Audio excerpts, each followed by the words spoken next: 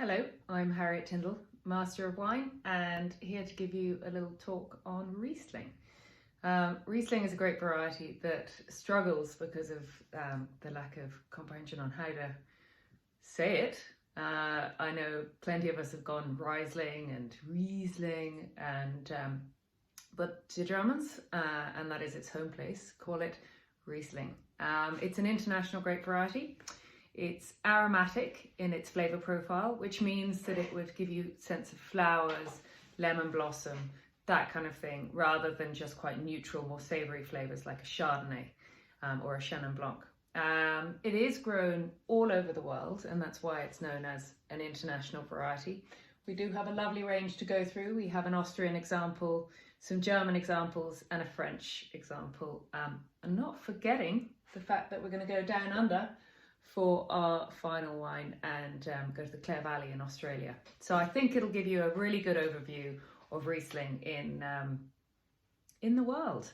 For my Master of Wine exams, I had to really drill down into all the grape varieties, looking at what the different characteristics were in each country and region. And I think the most interesting thing about Riesling is that it's a grape variety that doesn't lose its identity no matter which country it's in or which region. You always know it's Riesling, but it gives the expression of where it's from as well. So it's a wonderfully, I suppose, illustrative grape variety. And there's so many styles. You've got dry, sweet, medium sweet, sparkling, as well as botrytized and very, very sweet. So, and ice wine as well. So it is adaptable. What else? It's in the late 19th century. I'm not very historical, I'm warning you here, but this is an interesting little piece of information. Riesling was prized higher than the Chardonnays of Burgundy. It was seen as one of the best, most important fine wines in the world.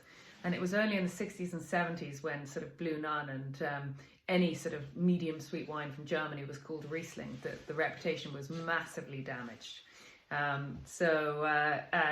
Riesling is it's the wine lovers' sort of next big thing. Every wine nerd wants Riesling to be the next big thing. They want Riesling to be as popular as Sauvignon Blanc, Albariño, Pinot Grigio, but it is quite complex. We'll go through some of the classifications in the next sort of couple of clips. You'll see why it can be perceived as complex, but I'll give you some tricks to help you understand it. And that should open up a whole lifetime of enjoyment of Riesling for you. So the first wine we're going to start with is going to be the Malat Riesling from Austria, from Kremstal in Austria.